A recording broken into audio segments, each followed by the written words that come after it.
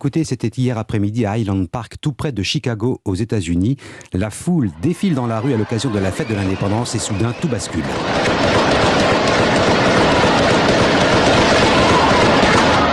Voilà, vous venez d'entendre les tirs d'armes automatiques et les cris de la foule captés par un témoin de la scène. Bilan, au moins 6 morts, une trentaine de blessés. On retrouve tout de suite notre correspondant aux États-Unis, Alexis Guilleux. Bonjour Alexis. Bonjour. Le tireur présumé a été interpellé.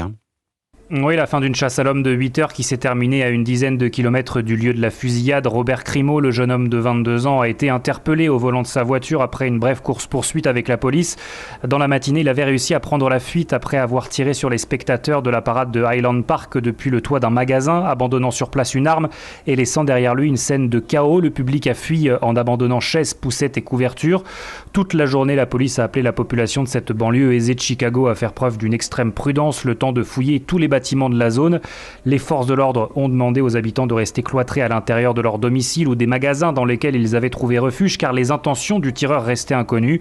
Tout s'est accéléré en début de soirée avec la diffusion du portrait du suspect et de la plaque d'immatriculation de sa voiture. Il a été interpellé 2 heures plus tard, mais pour l'heure, ses motivations restent encore inconnues.